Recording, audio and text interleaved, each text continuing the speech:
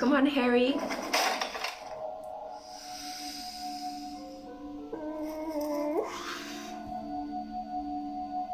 You smash into the wood and see a small crack appear on the door frame. Hey! It's going to take one more try to break through to the other side, but you've done it. Hi everyone, welcome to Lexi Games. Welcome to another gameplay. Tonight I wanted to introduce you to Disco Elysium. This is a massive game. It's a cult classic. It's a groundbreaking detective RPG that packs a strong emotional punch. There is such rich world building in this game. It reminds me of the history of Eastern Europe, of my father who suffered from addictions. It is a beautifully crafted, gut-wrenching story, and I wanted to introduce you to it a little bit tonight. Also because the creators, Zone, have recently released a demo for Zero Parades for Dead Spies, their recent game, and I wanted to play Disco Elysium for you before I played the demo for Zero Parades for Dead Spies. So the way in which the game is described by the developers is that Disco Elysium, the final cut, is a groundbreaking role-playing game. You're a detective with a unique skill system at your disposal and a whole city to carve your path across. Interrogate unforgettable characters, crack murders, or take bribes. Become a hero or an absolute disaster of a human being. So let's just jump straight into it. The music is very loud. I cannot control the volume on my computer for whatever reason. I'm just gonna blame it on Mercury retrograde. So first of all, let's build our detective. He is nameless at the beginning of the game, and we're going to have to piece his identity from scratch. Do we want to be thinker? Do we want to be sensitive? Do we want to be physical? I initially played with sensitive because sensitive detectives and in general sensitive men are my cup of tea, but let's go for physical. Let's see. I just want to try a different thing this time. The Furies are at home in the mirror. It is their address. Even the clearest water, if deep enough, can drown. Are you ready? This is gonna be strong. It's a strong beginning. Okay, also, trigger warning for those of you who don't like nudity or like human decay. It begins on a very, very strong image, so just so you know. There is nothing, only warm primordial blackness. Your conscience ferments in it, no larger than a single grain of malt. You don't have to do anything anymore. That voice.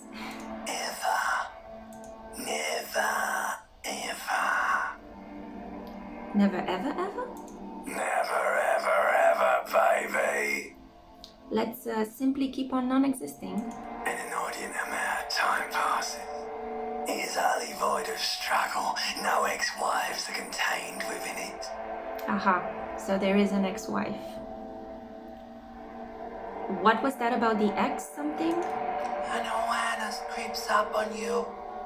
A mass lies hidden in your dead angle, soaking in some lurid acidic source. It's bloated and shameful, a wall of meat surrounding you. This is a terrible line of questioning, and it will only lead to more awareness of the meat thing. No, I wanted to know about the ex something. Ex-love. Ex-tenderness. It is foolish of you to resurface to the loss. Not after all the damage you've suffered to get here. Some of it irreversible. Stay. Sail with me through the abyss of Pelagic Zone. No, I want to get off now. I like pain and burning light and wanting things from people who don't want to give them to me. Do you really? I do. Let me off. You wouldn't like it if I told you what was back there. Why'd you think you had to bludgeon yourself into oblivion? Or did you not sense yourself marinating? Poured so much on yourself. Got a bit carried away, did we, Chef? Fear ask yourself that first. Tell me, what's waiting for me? There's this giant ball there. And evil apes. And the evil apes are juking it out on the ball. You're one of them. It's basically all just evil apes juking it out on a giant ball. How big is the ball? You can't even make out it's a ball when you're joking it out. It's that large. How small are the apes? Infinitesimally small. And this juking it out I keep hearing about, what's that? Vying for resources. It's just a stupid expression you picked up somewhere. The part of the presentation you want to take home with you is this. You have to beat the other evil apes in the face. Or you lose. Well, I did choose to play as a physical detective, so I'm gonna go for... That sounds like something I would like to do. Let's go. Somewhere in the sore, bloated man-meat around you. A sensation. Like a fly to the ointment, your conscience sticks to it. The limbed and headed machine of pain and undignified suffering is firing up again. It wants to walk the desert, hurting, longing, dancing to disco music. Mother, help me. There's a head attached to my neck and I'm in it. The stench of liquor rises from your mouth, and with it, an ungodly headache. Okay, these two options are horrible, both of them, but I'm gonna go with who am I? What sort of creature does this to their own mouth? A fiery streak penetrates your skull, trying to force your eyes open. It's a sound. Clarion call from hell. Open your eyes.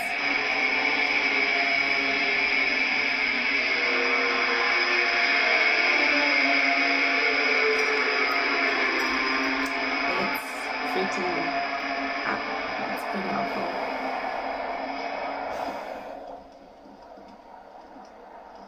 Here we are. That's our protagonist. This is how we look like. This. A mess of a human being. You can't even tell the contours of his face. He has +1 health, 0 charges, +1 morale, and even the necktie is tied to this ventilator. This magnum-sized bottle of Commodore Red is empty. Looks like someone tore out the tape while the song was playing. This reel-to-reel tape player is still on, rolling empty.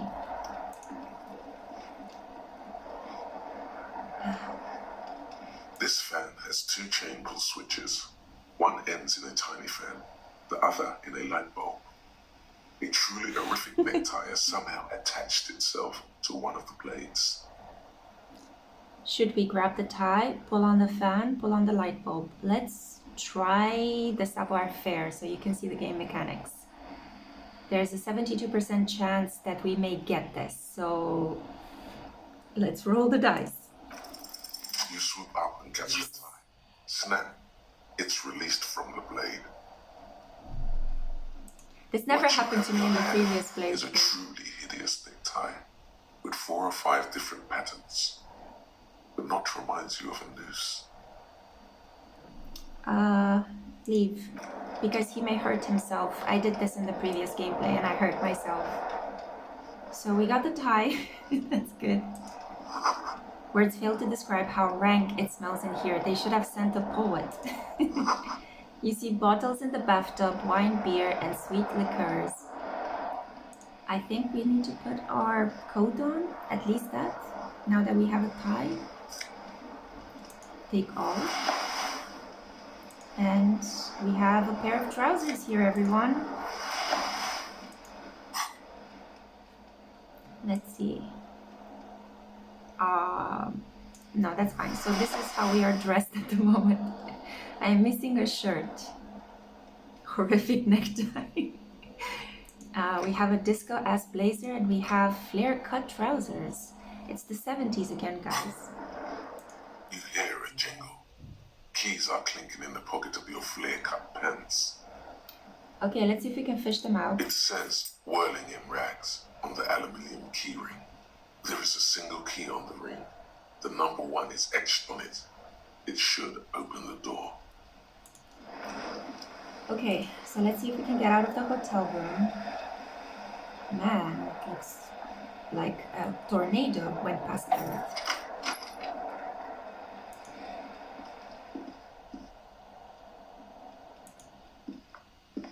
Hello, officer. The calendar says it's March. The year is 51. But we don't know if it's 2051, 1951. The young woman raises a cigarette to her lips. Her eyes are brown and her face is speckled with birthmarks. She can't be more than 28. She's a really important character in the story. Officer, am I military personnel? No. Then why did you call me an officer? Because you're a police officer, sir. You're shitting me. I'm not. Unless you've been shitting us all this time. All this time? You've been here for 3 days. On official police business, no less. And what business is that? Couldn't say. In truth, so far, mostly drinking. Okay, we have a number of options right now. I am not going to go with the suggestion, try the expression on her, let her know you want her physically, because that's disgusting. And I'm not going to harass a woman. So, I should get going. Of course. Be careful, officer. They don't like the police around here. Ooh, we're in a danger area. Something stirs in you as she's about to go. Call it an instinct, a need. The need to ask questions. It's like you said the words 1,000,000 times before. She looks back at you, a light glinting off her eyes. Before you go, I have some questions for you. Yes, What is it the that they have dock against the workers are police? pretty cocky. They think they're police enough. At least here on the coast. I can't say about the rest of the city. Yeah, I have to be careful about reading the questions before I press select. So, where exactly is here? Where am I? You're in a hostel, sir. No, where are we? Where in the world? We are in Revachol. All right, Vashol. The city is going to become a character in itself. Vashol forever. Should that mean something to me? You sure look like you're from Revachol. Revachol parties.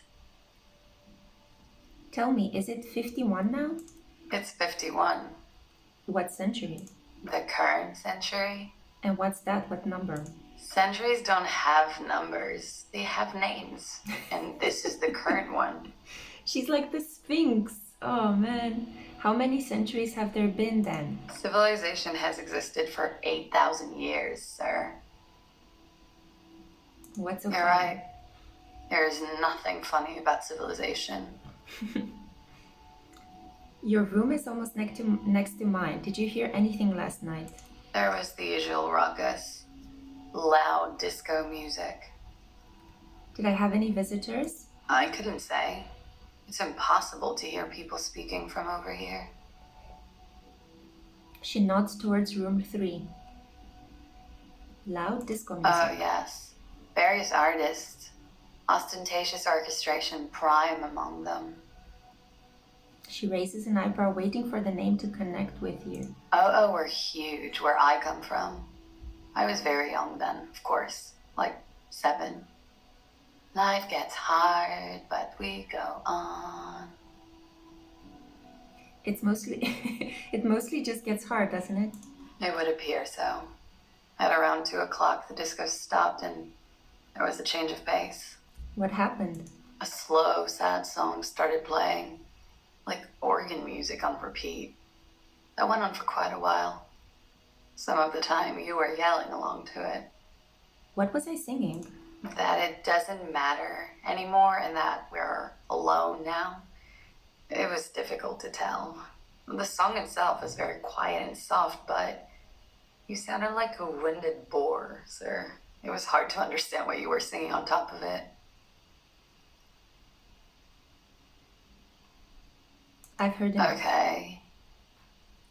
Okay, you can go now. Glad to have been of assistance. You really can go on for quite a good amount of time just asking questions and digging deep. Looks like she left a nice long stub in the ashtray. It's still smoking. Let's see, what else can we find here? This is the weekend edition of the satirical newspaper Trompe le Monde. Let's go downstairs. Police work is tough. That was too fast for me. Okay.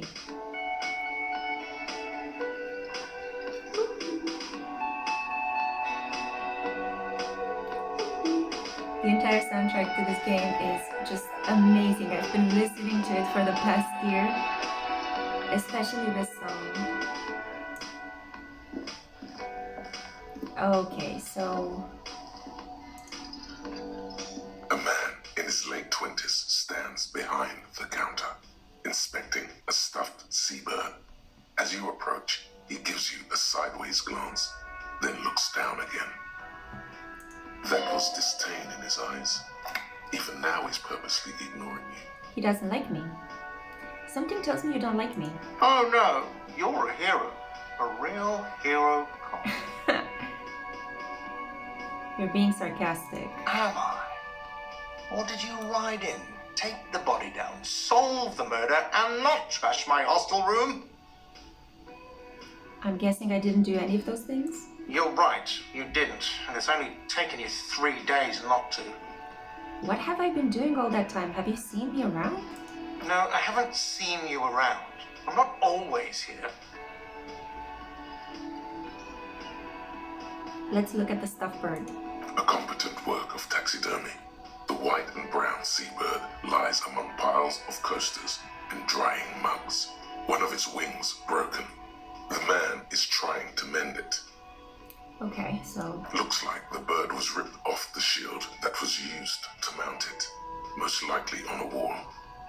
A small engraved steel tag says, "The Great Skua, Ste Koaris Skua." So... what happened to the bird? Look, your buddy is over there. So he looks at the door where a man in a bomber jacket is tapping his foot on the floor. Why don't you go and talk to him, okay? What do you mean, my buddy? He pretends not to hear you, concentrating on the bird instead. Are you the bartender? No, I'm not the bartender. I'm the cafeteria manager. He's very animated all of a sudden. This seems like a touchy subject. What's the difference? I have 3 cafeterias to manage. 3. Sylvie tends the bar here, not me. I'm only standing in. Where did Sylvie go? She just, you know. Let's leave. The speaker is connected to the radio. The music is seasoned with static. A big old karaoke mic just waiting for someone to sing it. This is where the lyrics would be. You should totally sing karaoke here, the first chance you get. Your emotions need to be expressed. People need to know your vast oceanic soul. My soul's cubic content is obscured by the hangover. Of course, at this point, precise measurements of your soul can only be performed from the outside. It needs to be heard through a PA system by other people, whether they like it or not. Ram it up their ears, says your adrenaline gland. Violently express yourself. What should I sing when it comes to it? You should sing the sad, slow song you were listening to last night. Thought it was obvious. I was thinking maybe I could sing something happy, like from those ostentatious orchestration folks. No, no. Don't sing the happy song. It's stupid. Sing the sad song. It's profound. You have to find out how the song goes first, though. Maybe a tape of something appropriate would help. Okay, so we have here in our notebook, you need to find a sufficiently tragic tape, then play it on a boombox to memorize the lyrics, then ask the cafeteria manager to perform, preferably in the evening, more people at the bar then. Get a hold of a sad song on tape. Okay, so that's our first task. We need to sing the karaoke. Now you understand why the detective game is called Disco Elysium, right? The door is bolted. A sign reads, "Kitchen reserved for personnel until 1 p.m. The soft purr of an electric juicer comes from the kitchen. Someone is working. This is the water cooler. A large bubble is rising to the surface. The menu has been wiped clean. Only the word Monday is written on it. So we are Monday in the year 51. Inside you catch a glimpse of union paraphernalia, a strike poster, some red pennants. A sign reads, "Mess hall reserved for union members. Doors open at 4 p.m. This royal pinball machine is unplugged." Let's talk to her. Hello, sweetie. You shouldn't keep your colleague waiting. She nods towards the man in the orange bomber jacket. Let's talk. Let's meet him. He is the best character in this entire game. You'll see. A bespectacled man in an orange bomber jacket is tapping his foot on the floor. Looks like he's waiting for someone. You. You see his portrait? He has this halo. He is your guardian angel in more ways than one. As you approach, he narrows his eyes and extends his hand in greeting. On the sleeve of his bomber jacket, as well as on its back, are the same enigmatic white rectangles as on your blazer. Shake his hand. Hello, I'm Kim Kitsuragi, Lieutenant, Precinct 57. You must be from the 41st. You realize he's waiting for your name.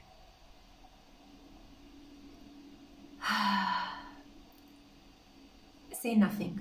It looks like we had a little scheduling error on Sunday. Saturday too, actually. Have you had time to talk to the manager here?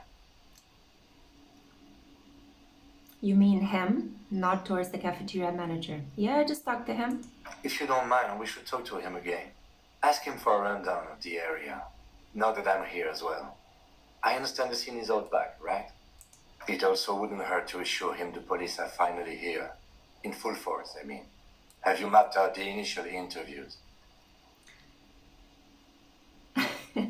Yes, the police. I'm aware I'm a policeman. Right. And the interviews? He taps his foot more out of habit than impatience. I haven't. Okay. We'll have time for that after we take a look at the coroner's case. Have you removed the dead body from the tree? No. So, the body is still in the tree. This is the first time you detect a weariness in the lieutenant's voice. It is obvious he would have preferred for the body to no longer be in the tree. So it's been 3 days that man is hanging in the tree. 3 Where days. it has been hanging for 7 days straight.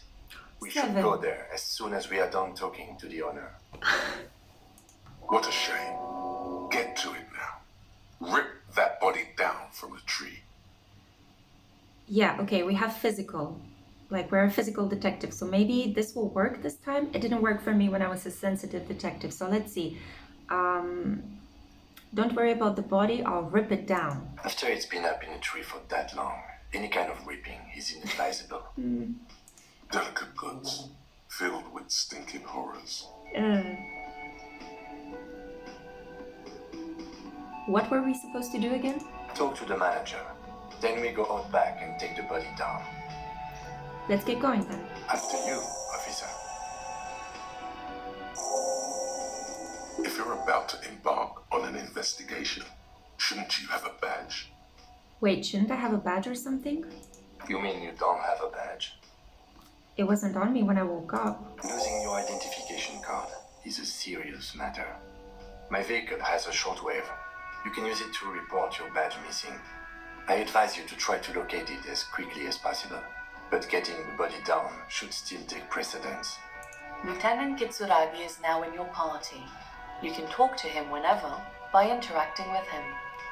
I guess this means that he's going to follow us around, which he will. So let's see if we can just talk to the manager again. Interview cafeteria manager, inspect victim's body, and report your badge missing. Got it. We're on top of this. Let's do it. I may have a hangover, but I can do this. The man with the unimpressive beard notices you approaching. He drops the ledger he was holding and turns to the lieutenant. Mr. Gart, right? The lieutenant You run glances... this place. Oh, okay. Sorry, I just wanted to read the one in the middle, so he glances into his little notebook. Yes. I am Kim Kitsuragi from Precinct 57. This is an inter-district investigation, so joining me from Precinct 41... He looks to you, realizing he still doesn't know your name. The harbinger of ruin. Say nothing. Right. Now, I know it took us a while to arrive at the scene. It also took you a while to call us and report the dead body. It was you who placed the call, yes? No, I only just got here. It was probably Sylvie who called you. She usually works the bar here. I'm only temporarily taking over her duties. Do you have her number? As a matter of fact, I do. He looks behind a pile of coasters, finds a slip of paper, and hands it to the lieutenant. This sounds like something you can use to call this Sylvie later. You said you just got here. From where? Are you a local? What, of Martinez? No, I live in Jamrock. I only sometimes come here to keep an eye on the place. This is just one of the many cafeterias I manage. But you still know your way around, yes? In case we need directions. Yes, I know where some things are, but as I said, I don't live here. I just used to work here. And I'm not going to start working here again, if that's what you think. I didn't imply that. Detective, Yes? I have everything. You? No, I'm good. The body was behind the building, right? How do we get there? Behind this building, there's a courtyard. They hoisted him up on a tree there. And how do we get there? See that door there? Go out and turn right. There's a big hole in the fence. No need for a key. Just go through that hole and you'll be in the courtyard. Let's go. Okay, so we got 30 experience points, and we finished the task. Not so fast. You owe me 130 real. Slip away unnoticed. We have a 58% chance of doing this. Let's try it. I'll take it. As you blow this joint, behind you, a whiny voice shouts. Oh my god, we did it! Real mature, man. Real mature. This never worked out for me. This gameplay is working out better than the previous one I did in the past. I played this game whole way through. The music, man. The music. So let's just zoom out a little bit so you guys can see this. It used to be a beautiful port town before it got destroyed by revolution. And now it's like a wasteland of missed opportunities and meaningless living. It's so much like Eastern Europe after the fall of communism. It gets me so emotional every time I play it. Oh my god.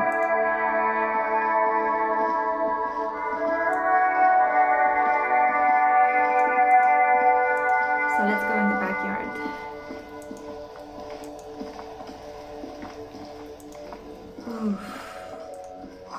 Smells like spoiled meat and curdled dairy. A human being decomposes. Oh my The god. corpse looks at you with bulging white eyes. The around them does not look human. It's swollen and ready to burst. His lips are fish-like and his tongue like a ball gag in his mouth. You seem to be holding your breath. Look down. A cargo belt twists its neck at an unnatural angle. The body below appears stiff. It's letting out an ungodly rot. The smell seeps in even through your clenched nostrils. No. God, what is that? Why is it so bad? Active decay. It's okay to throw it, officer. No one is judging. He's about to blow! Cock's gonna blow, Kuno! Turn away. We don't have enough endurance. Oh, maybe. Because we have to do it somehow. I can load points. So we need more endurance. Can I level it up? Ugh. For some bizarre reason I can't. So these are your skills, and you can really improve yourself as a detective by loading points into your specific skill that you want developed. But I can't, for whatever reason, you do not have enough skill points available. There we go. So I have to do something else before I can level up endurance. Someone is trying to grow herbs in this greenhouse. Let's see. I remember that there was something here in this container. The letter R wears a crown. On the ribbon below, a light above descending. Okay. Yeah. This trash container is locked. The sliding lid has a padlock that says, whirling in rags. Why am I looking at you, trash container? You're just a trash container. The body is downwind from here. Maybe you prefer the smell of garbage to the smell of death. How do we get the lock open? We could try using a pry bar. There's one in my motor carriage, or... Did someone say pry bar? Fuck yeah, pry bar. What's a pry bar? Pry bar, crowbar. Leverage displacement tool of the gods. Your hands have held its painted flake metal 100,000 times. Okay.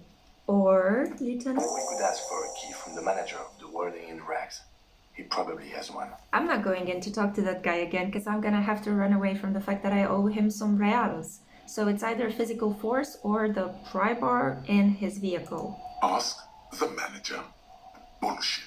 Go straight for the pry bar and pry this baby wide open. Okay. We also can talk to the kids, but they're really annoying, so I don't want to do that. That character Kuno, oh man. He was written so well, but that's exactly what makes him so annoying.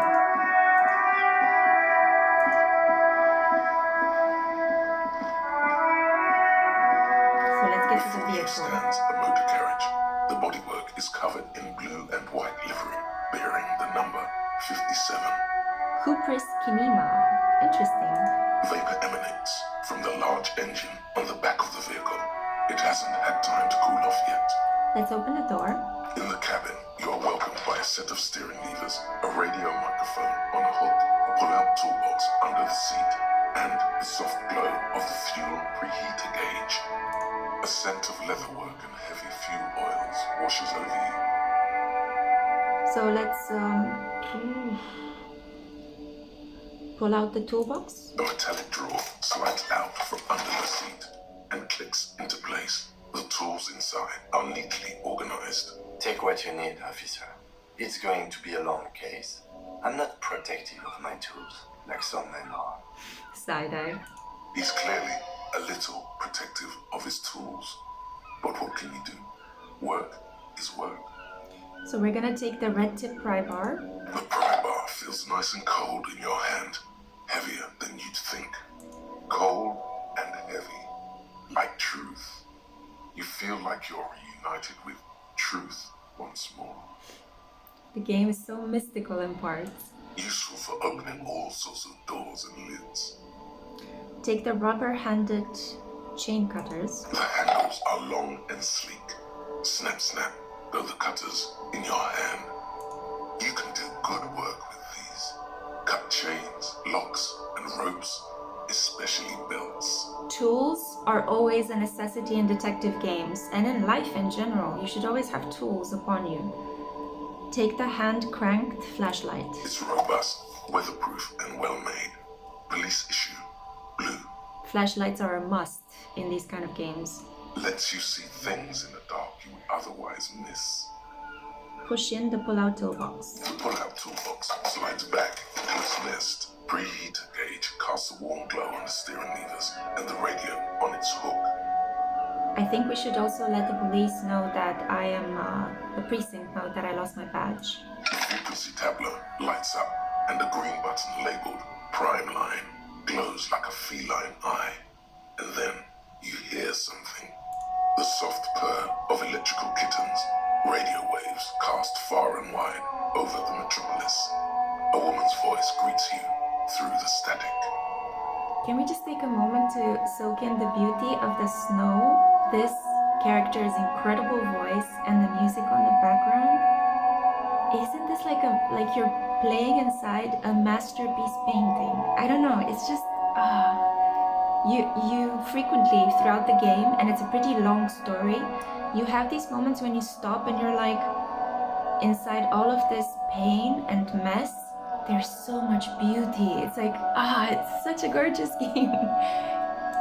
This is Precinct 57. Hello, Lieutenant. How may I assist you? Hello, Alice. Please assist our colleague from the 41st precinct here. I'm putting him on. Operating the radio is easy. Just be confident. You've probably done it 1,000 times. Hi Alice, this is the officer from the 41st precinct speaking. Nice to meet you. This is Officer Alice Demetri, Precinct 57. How may I assist you? Under the green prime line, a yellow saved button catches your eye. You wonder what the lieutenant's default radio station is. Could you connect me to the 41st precinct? I have something I need to report. Just a second, officer. She puts you on hold, the static crackling softly like a bonfire. After a while, you hear an old man greet you from the radio. His rattly voice is oddly familiar. 10-2, 10-5, this is 41st, come in, over. Hi, this is, me here. I work at your station. Oh, we forgot that I have no name yet. 10-4, what's your status? Over. My status? 10-18, 10-20, over. Please just talk human to me. These numbers mean nothing to me. State your message, sir, over. I need to report my badge missing. 10-9, repeat message, over. My badge, I can't find it anywhere. Basically, it's gone. 10-4, message received. This is a very serious situation. I need to 10-22 the captain, over. 10-22, the captain. This sounds bad. Bad and scary. Like being called to the headmaster's office in school.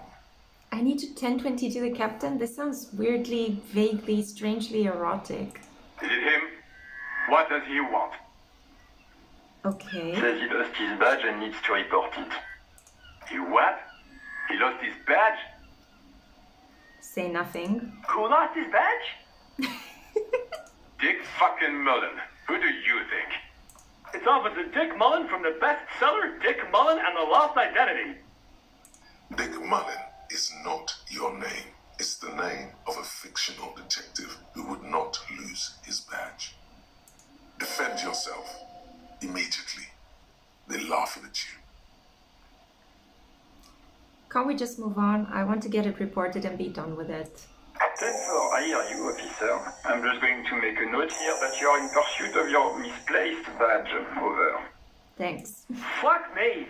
Mac, come here! You've got to hear this. Dick Mullen lost his badge. What's going on? Super Copy lost his badge. He lost his what now? His badge. He lost his goddamn fucking badge. Enough with this now. I have other things to discuss. 10-9, come again. I didn't get that. Over. The animated conversation in the back is making it difficult for him to hear you. New heights even for Captain Sober. Ask him. Ask him if he's lost his gun, too. The problem is that this guy is right. We also don't have a gun. Sergeant Person wants to know if you left your gun too. Over. Check your pockets. Check your... Holy fuck. You don't know where it is, do you? I don't have my gun. No. It's gone. It's not fucking on you. 10-9, coming officer. Did you get my question? We were wondering about your gun. Over. Convince them that you didn't lose your gun. We have 17%, and I don't think I can actually add points to the drama. Let's see. No. Medium? No. Say nothing. 10-1, you're breaking up. 10-9, repeat please. Over. Don't say anything. 10-9, coming officer. Over. Remain silent with terror. Coming officer. 10-9, repeat message please. Did you misplace your firearm? Over. Put the microphone back in its holder and quit the call. The silence is almost deafening after you flick off the switch, severing the connection. I mean, what else was there to say? I've embarrassed myself and now I have to go and quickly find my gun. That did not go well. I guess the important thing is that you followed protocol and reported your lost items. Did we need anything else here? We have to call Sylvie. This is Precinct 57. How may I assist you? I need you to connect me to a civilian, a Sylvie. She may have reported a murder. Of course. What is her number, officer? Kim, didn't guard give you Sylvie's number? Yes, hold on. Her number is 005 1944 298. Received. Hold on, officer.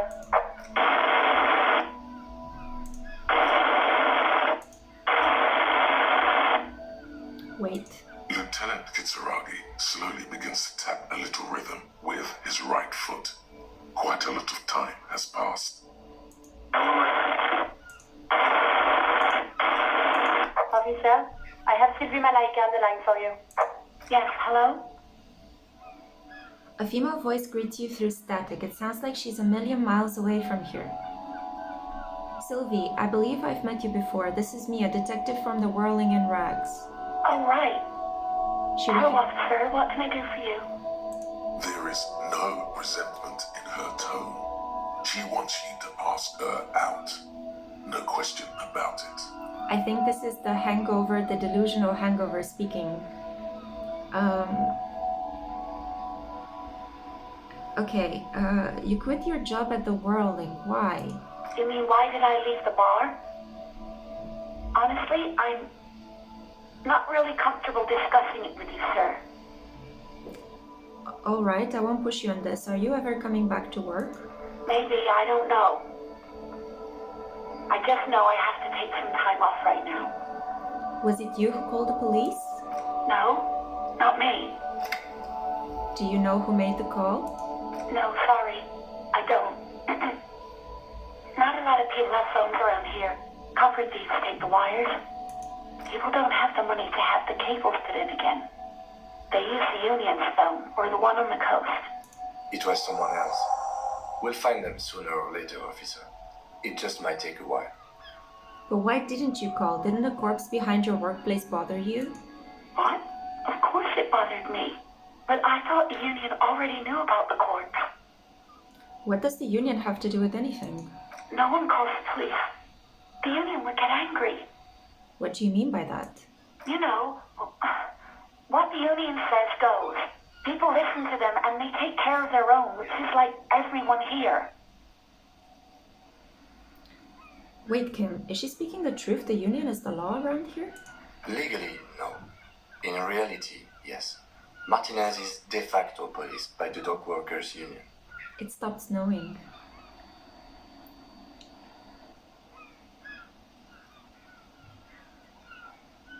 Looks like there's a limit to my authority here. Tell me, why exactly did you let the corpse hang in your own backyard for weeks instead of calling us? I didn't want to get in trouble with the others. Push her further. Show her the error of her ways. What others? The other people who live around here. Local people. I didn't want trouble. What trouble? You don't live here. You don't understand. Squealing is frowned upon here. Everything is dealt with, well, by the union, internally. Please, I just didn't want any trouble. Let's push a little bit further. Let me get this straight. You ignore the law to save your own skin? I hope this is not gonna get her to break. I didn't know I had to report it. I thought someone would take him down eventually. Aw. Her voice breaks. The fucking nerves on her. Trying to hide behind weakness. You're a god. An angry but just god. It's okay, things happen. Not really your fault, because it's honestly not her fault. Yes, I know. It's just... Was there anything else? Okay, next question. Go on. Have you seen my badge? Yes, I know who you are. You're a police officer. The law. Yes, but my badge is missing. Have you seen it anywhere? Oh, no, I haven't, sorry. Okay. Real policemen have uniforms too, by the way. Where's yours? Yeah, why am I dressed like a disco person from the 70s? Okay, Kim doesn't have a uniform and he seems real to me. He's in plain clothes, voluntarily. It's different from not knowing where your uniform is. Have you seen my gun? Please, no. Not this again. Everyone saw your cool gun, detective. I showed you my gun? When did this happen? You were trying to impress some people with it. Everyone was eating and... She stops hesitantly, not sure if she should continue. Sounds like it's going to be bad. Do you really want to know? Yeah. And what? What did I do? You were waving it around in everyone's face, begging them to describe it. You said it calms you, and then you started making suicide jokes. It got pretty graphic. People tried to back away from you, or even slip out of the door. But you screamed, I am the goddamned law, and you have to listen to me.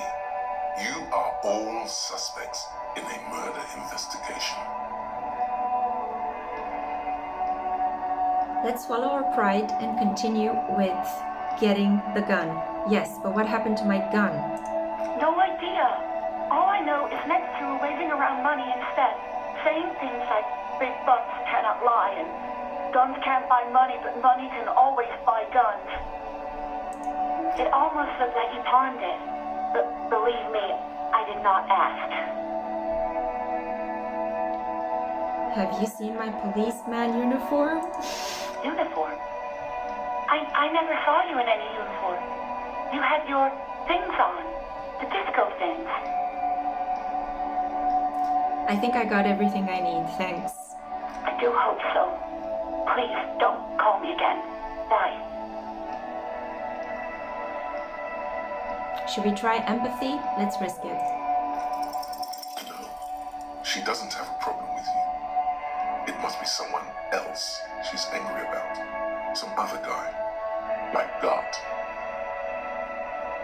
Yeah, it's definitely some other guy, a guy like Gart. You know women and their constant problems. Yak, yak, nag, nag. How's one supposed to get the love going like that? That's where you step in. You're Lieutenant Love, matchmaker extraordinaire. Help the poor girl out, lest she turns into a spinster. I'm happy to help, but maybe I could do so without all this internalized misogyny. Hey, some self-awareness, some shadow work. What misogyny? I'm just telling things the way they are. Can't a man be honest in his own head anymore? Not if he doesn't want to be an incel. You have to act, Lieutenant Love. You have to calm that Lieutenant Love, you have to act, Tell that you've Lieutenant got Love. everything under control. Then go and have a little boys' talk with God himself. Think you can do that, Lieutenant Love?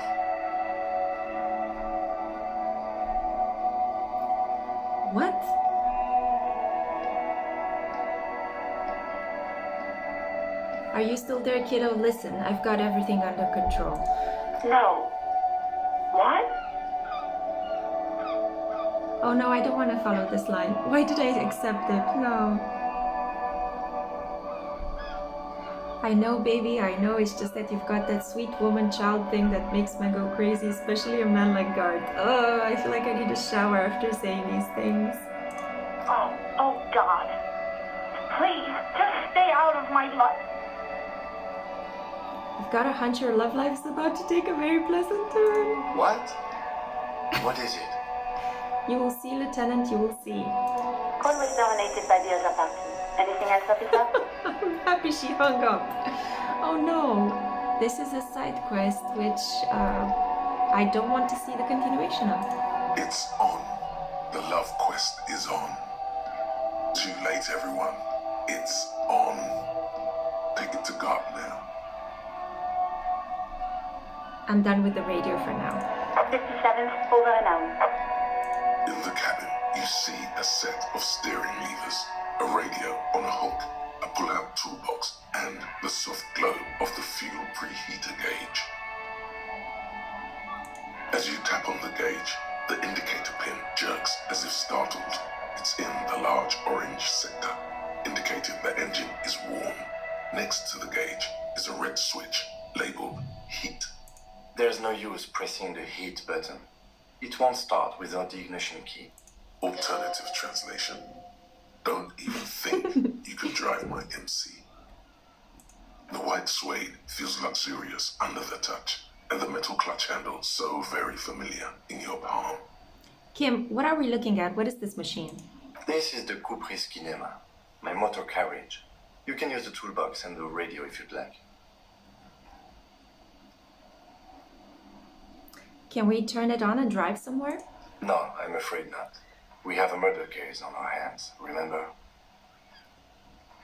Look around In the the cabin. cabin, you see a set of steering levers, a radio on a hook, a pull-out toolbox, and the soft glow of the fuel preheater gauge. Close the door.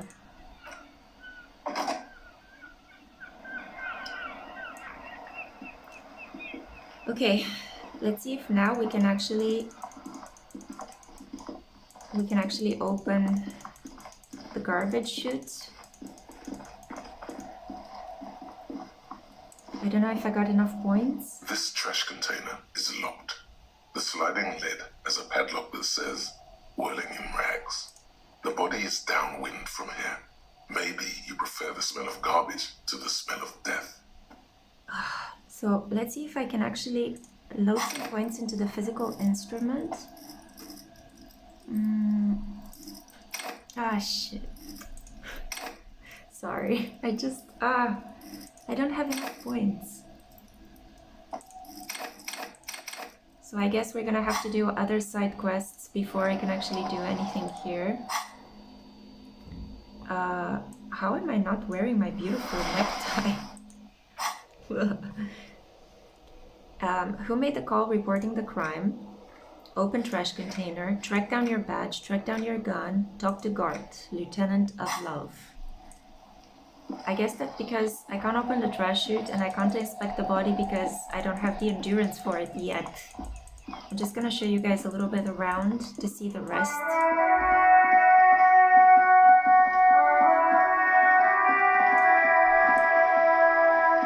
So we have over here a bookstore.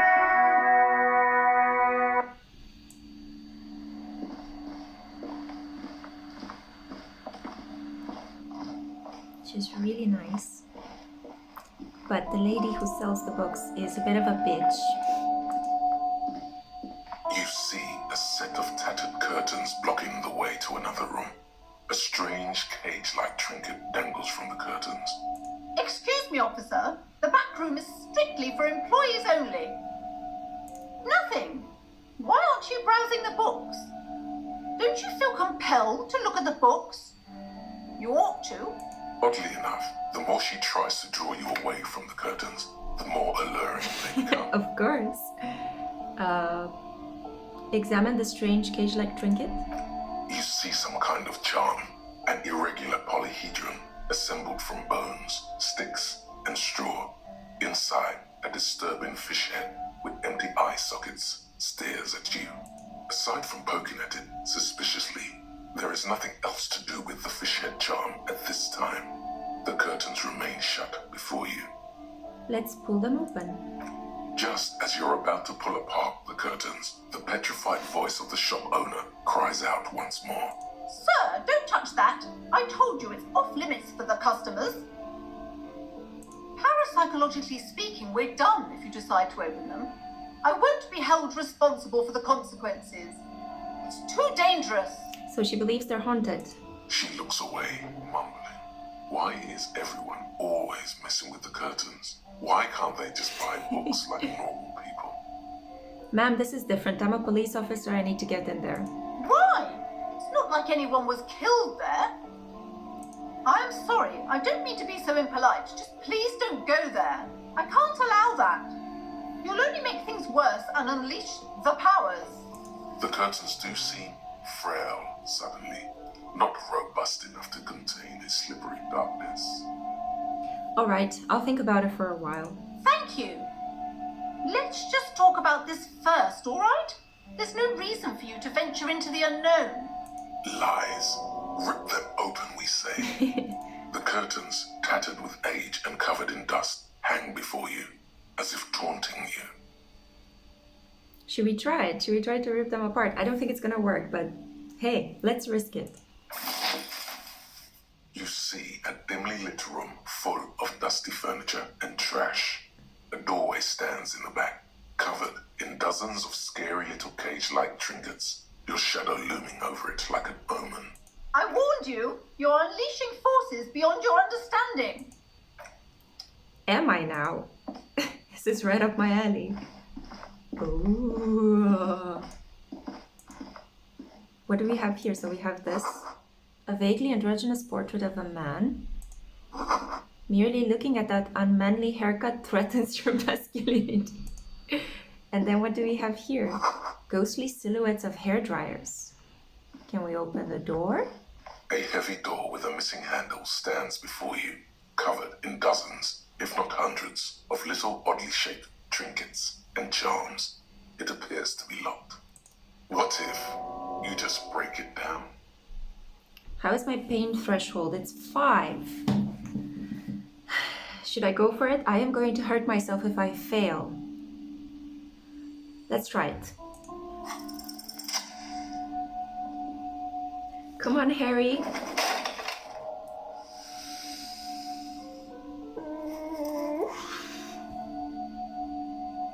You smash into the wood and see a small crack appear on the door frame. Hey! It's going to take one more try to break through to the other side. But you've done it. You're not Okay. thinking of trying again, are you?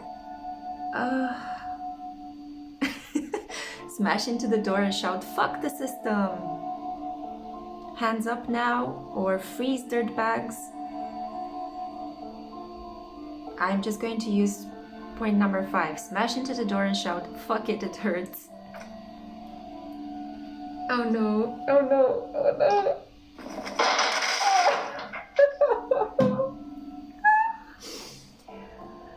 Mio Dio. Oh no. Sand is dripping from a punch bag. It is a workout room. Smells like leather and sweat. The poster says Sitios Fortis, the rest is worn off. Worn out wall bars, they look unsafe. A barbell lies on the floor. The color has worn off its weight plates. It's 60 kilograms. Your triceps hum at the sight of these weights. Show the world what kind of beast it's dealing with. Lift them. His head is hurting. I'm not going to do that. But I think that once I do that, it will trigger a memory. And I think I need to talk to Kim.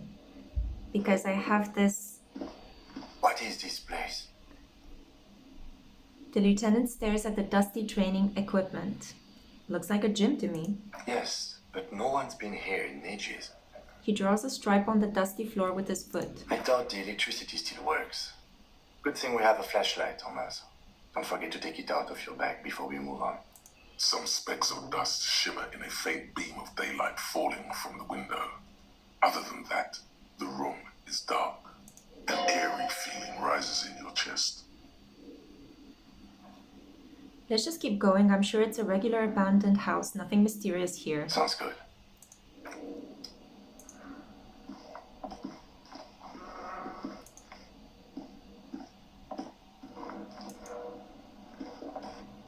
The hallway is blocked by old window panes and debris.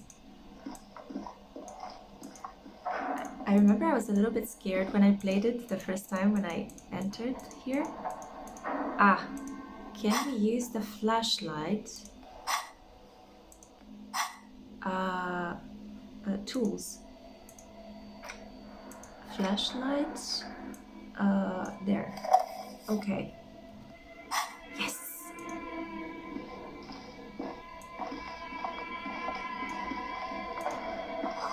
Wild animals stare at you in the dark, stuffed and mounted. A large demijohn full of strange liquid.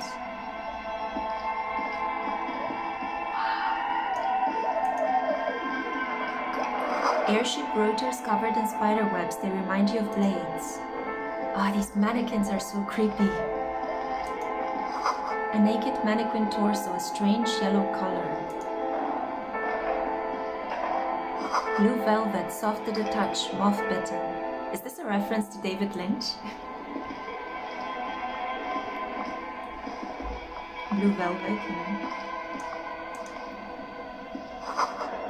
Skis with slipstream painted on the laminated top layer. Steel rotor blades bearing a slipstream logo. Let's take it all. We got a filament memory. Okay. Can we go out through here? Oh. We got some coins. We got some money. Okay. We have some real. That's good. Go here. Take all. But where are the clothes it used to display? I can't really work. Oh. Oh yeah, it's on this other side as well. This appears to be some kind of machine with a cube-shaped heart and a wired framework. The keyboard has a rectangular on-off button. A piece of paper still hangs from the printer. The radio computer. Just sitting here without anyone inside. What he means is that these things cost money. Why would anyone just leave it behind? This is the Ream Civic radio computer, model RC5120, equipped with a Feld mainframe and a Ream-compatible printer. Let's turn on the machine. The machine lights up like some prehistoric animal stirring from its slumber, revealing fluorescent play and print keys on the keyboard. The hatch on the machine's central compartment is wide open. Press print. Nothing happens. Press play. Nothing happens. Something's missing. There's no tape in the player. Look inside the compartment. It's empty, like a beehive without its brood. Some cables have been left dangling, disconnected. The filament you have would fit perfectly inside the compartment. Insert the production schedule. Like a smooth drawer, the filament slides into place. On the keyboard, the play key starts blinking. Press play. A bar of fabric right above the keyboard starts producing a soft hum. The sound of static seeps through the machine's planar magnetic driver. Oh no. It was already glowing and now it's also making a sound. It's probably some alien zeolite technology. The static gets louder, slowly filling up the abandoned hall, until a voice speaks out, crackling and old, cutting into the air. Good morning. Fortress accident en rue de Saint-Ghislaine. This is East Insulindian Repeater Station 1. Please repeat. Is this the production schedule? What's the production schedule? The filament you have inserted into the reader. You mean that glowing thing I put inside? Yes. Is that the production schedule? Yes. Good. Please repeat the password. A password? I'm really bad at passwords. Can you give me a hint? No. Is it my birthday? Still no. This is the police. Please open this thing. I am contractually obliged to protect the privacy of the filament holder for accident. Without filing a warrant with Lintel, I cannot give you access to this filament. I'm afraid we are not doing that, unless we want to wait for a month. Now, can you please repeat the password? I don't know the password. Received. I will register this login attempt. That sounds bad. A login attempt. Something a criminal would do. Don't worry. Passwords have a way of turning up sooner or later. Fortress accident. Is there anything else I can do for you today? Why did you call me Fortress Accident? Fortress Accident is the company on whose name the terminal you are currently using has been registered to. Do you have any other information about this company? One moment. You hear her flip through a catalog before she reads out with studious care. Fortress Accident SCR produces revolutionary interactive calling radio games. That's what the catalog says. And what's that, this interactive call-in radio game? Any other questions? What are you, a machine, or are you alive? Yes, I am alive. I am 74 years old and my name is Yvonne. Aww. She repeats passwords. Programming people are all paranoid. Yvonne, my partner tells me that you're here because radio computer guys are all paranoid. They are merely cautious. It's my job to protect their filaments as a password repeater at the East Insulindian station. Okay, but where are you? How did you know where I am? I work as a repeater at the East Insulindian repeater station. It's my job to know where you are, Fortress Accident. As for me, well, I am sitting in my cubicle, surrounded by a wall of radios. On an island on the river Esperance, a small woman, all skin and bones, sits in a room filled with audio equipment. Thousands of tiny lights are reflected back from her prescription lenses, like stars in the dark. How sweet. Now, please tell me if there's anything else I can do, Fortress Accident. That's all for now. Thank you, and goodbye. The old lady's voice disappears along with the static. Tiles on the cube are still smoldering, casting the framework in a soft glow. Fluorescent play and print keys shine on the keyboard. Leave. We're gonna keep it there because I may misplace it or God knows what's gonna happen to my character, so... Scribbled across a notebook. Developers of the most advanced RPG in the universe. That's interesting. Let's see, so if we open this door... Oh, this is my favorite prop. I remember him. This is the bear refrigerator. You see a terrifying ice bear with a strange compartment in its belly. The door is covered in frost and the bear's eyes are glowing red. He's like, you remember when Coca-Cola had the bear, the polar bear, as some sort of insignia when they had those Christmas is coming advertisements? It's exactly like that. It's the Coca-Cola polar bear, but in the shape of a fridge. This ice bear is a hyper-carnivore. Be careful. What is this thing? It looks like a giant ice bear. The lieutenant doesn't answer. His eyes are glued to the animal. A sharp slice of light shines out from its mysterious belly door. Crack open the door. A gust of freezing cold air rushes to greet you.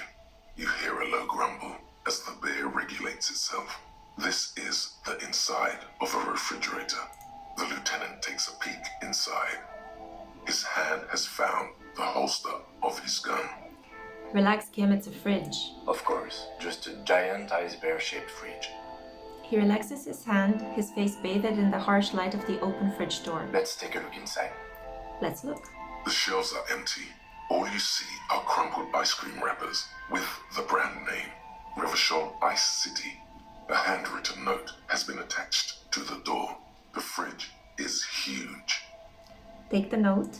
You pocket the note and the little fridge magnets keeping it on the door. You've acquired an interactable item. Investigate this item further by going to the Interact tab in your inventory.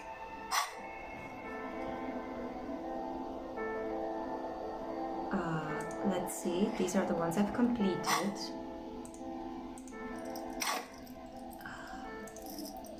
I still can't level up. Where is the interactable? I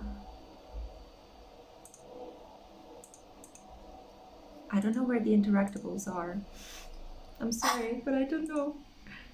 Okay, anyway. Examine one of the ice cream wrappers in there. A friendly cartoon bear smiles back at you from a glossy cellophane wrapper. It looks nothing like the fridge. The paper still smells of vanilla and chocolate. What is a giant bear-shaped fridge doing in an abandoned cellar in the first place? Good question. It looks like an ice cream fridge. So they tried to sell ice cream from this hyper-carnivore? I know. What an unfortunate marketing choice. What is even worse, the bear is still costing them money to this day. The lieutenant points at the red snaky cable running from the fridge. The fridge buzzes with energy. The electricity bill on this thing must be catastrophic. Close the door. Now I think I have stuff in my inventory. Interact.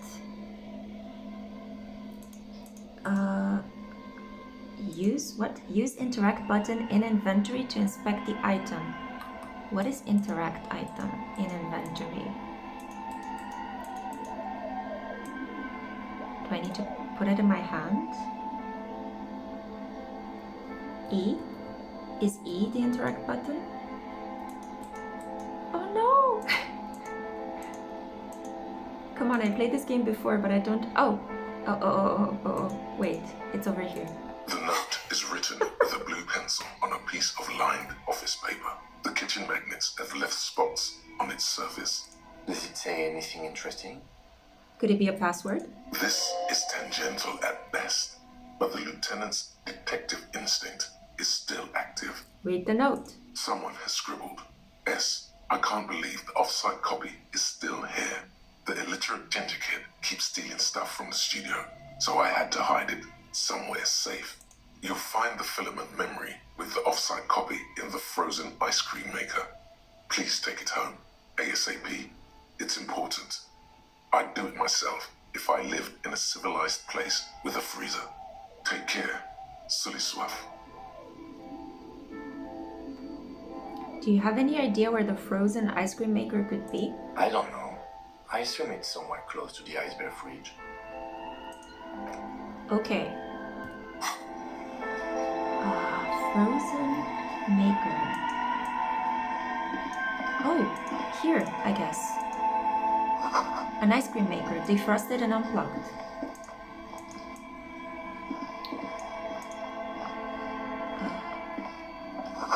The flashlight casts a strange shadow. There is a hidden doorway here.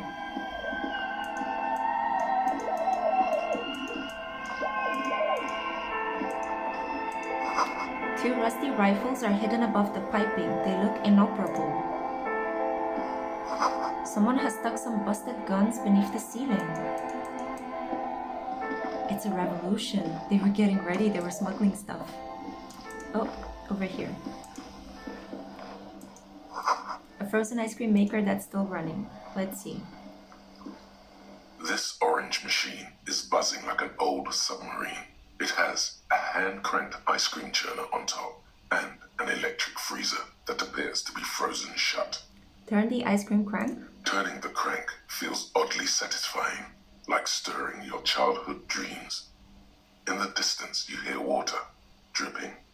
Try to crack open the lid. You slip your fingers under the frozen lid, but the ice is too cold for you to get a good grip. A pry bar would come in handy here. Continue. No, this is going to need something else. Some kind of super pry bar. Don't even try to open it with a regular pry bar. You're just wasting your time. If you want to try again, Then you need to have the pry bar in your hand, detective. Equip the pry bar by going to the Tools tab in your inventory. From there, you can equip it to a held... Oh, continue. Okay, so leave. Let's equip the pry bar. We'll do it with the left one.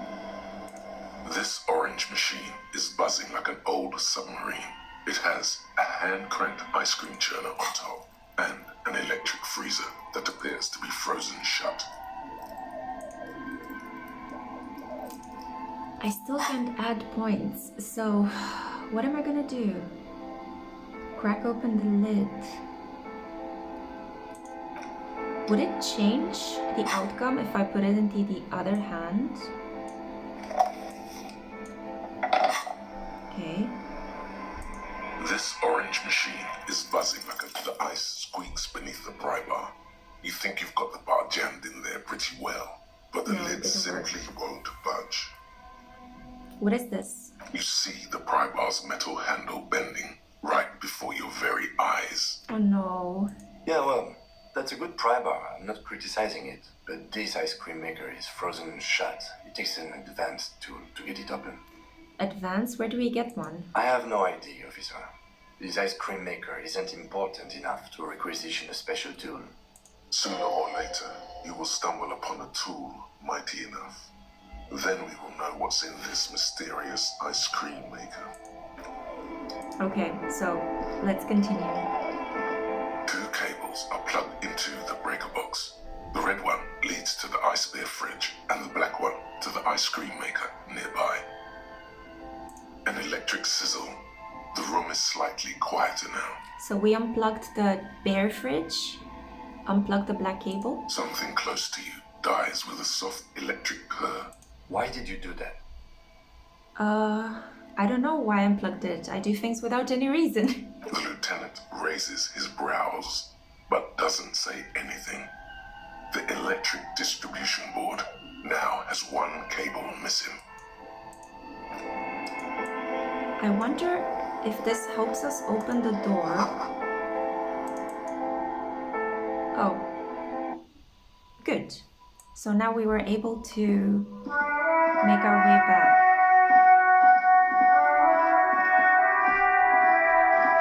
And I guess the next step would be to interrogate her. The RCM in Martinez. What can I help you with? You sound surprised. We don't see a lot of police around here, that's all. I have some questions for you. Of course. What can I help you with? We need directions. Of course. Where to? Where am I? What do you mean? I'm a bit disoriented. This is Revachol, right? Yes, sir. District of Martinez. This intersection is called Roundabout North. He knows where we are. He just wants directions. Okay. What is up in the north? There's the pier, the Capeside apartment buildings, some more tenements. Not a lot, really. What's in the east? The harbor gates. Some kind of commotion, I think. I don't follow the local politics. A fleet store, too. What's in the south? Some shops and a bridge. The canal bridge leads to the coast, but it's broken, I think. Some kind of accident, probably. What's on the other side of the canal? Just coast. There's a little fishing village there, and a fish market. But that got closed down ages ago. Rows of stalls under a broad roof, where silvery fish were heaped on newspapers. Water everywhere, pouring from the heavens in the shadow of the old church. Shake it off, you seem to be under some kind of cold spell. Anything else? What's in the west? It's just water.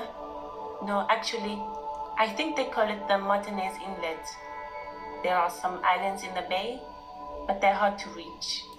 Thanks, that's all for now. No problem. Who are you exactly? Me? I am just a gardener.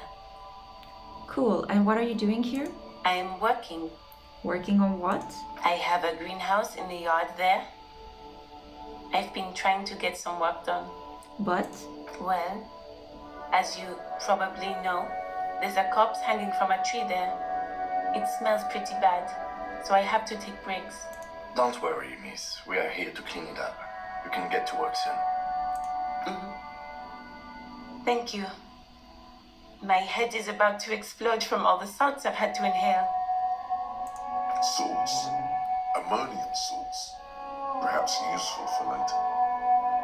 I have to run. Of course. I won't hold you back. If there's a corpse, then you're going to need those gloves for the autopsy. One more thing, can I borrow your gloves? Sure, keep them.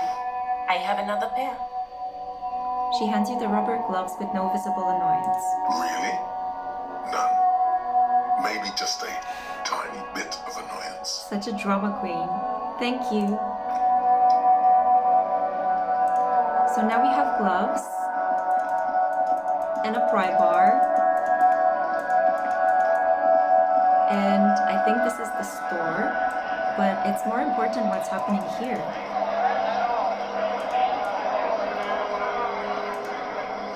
It says GRAYH. Scab? I'm not a scab, I'm a cop. I was just messing with you. No one's ever seen a cop scab. Imagine, you cops going on a strike, but then another cop comes in and says, let us cop for less money. Speaking of, what brings the RCM here? To the wild north? Come to see the strife? I've come to Martinez investigating a murder. Murder, huh? That sounds like a lot of hard work. You'd never see me investigating a murder. Maybe you want to help me to solve it by telling me who did it? Of course, Policia. It wasn't me. You can rule me out. Easier that way. I need to know what's behind these gates I'm exploring. My friend, I respect the right to roam. The open range awaits. Does this mean you can't let me through the gate? I don't operate in that capacity. I'm not a granter of passage. The passage grants itself. That simple? I just walk in? I walk right past Measurehead and go in. Past Measurehead? Yeah, the 2.5 meter tall Semini supremacist there. Walk right past him. Right. Then press the button to unlock the door. Aha. Then go past him again. Okay. And you enter the arbor through the office. Está. For some reason, it doesn't seem that's going to be that easy. Don't worry, I'm sure it's not completely impossible. For example, you could best Measurehead in a physical confrontation. Or you could convert to a Semini supremacist worldview. Or, maybe it actually is completely impossible. Got it. Another thing. Sure. What's the strike about anyway? You know, serious business. I'm sure the big boss will be glad to tell you. You'll have to ask him first. He's a chatty guy. Wants to talk about the strike. Return once you've met the union boss and are on a better footing with the organization. Nice talk. Gotta get moving. So let's see how far we can get here.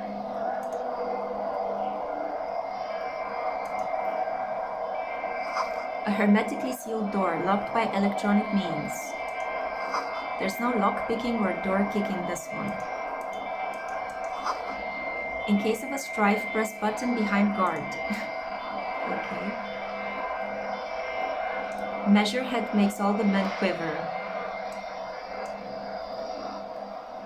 Yeah. I think this is where I'm going to end the gameplay because it's a whole new story trying to have a conversation with him and his incredibly upsetting supremacist politics. Guys, I hope you have enjoyed this extended gameplay through Disco Elysium. It's a really wonderful game. I hope you can give it a try. I don't know what else to say. I played it through. It took me about 2 days and it was the experience of a lifetime. I actually had some moments in which, I don't know, I cried and I had to relieve a lot of tension because the character reminds me a lot of my dad, and my dad passed away and he was very sick around the time when I played the game. So for me it means a lot. I played it at a really important moment in life. And yeah, I hope that you can have fun with it. It's also really sarcastic and fun, and it has a really nice subplot involving triffids. I don't know, I'll let you explore it. Thank you for hanging out with me, thank you for being here, and tune back next time because I will play the No Parades for Dead Spies, the next game from Salm. I'll play the demo for you guys. So see you then. Until next time, have fun gaming. Ciao.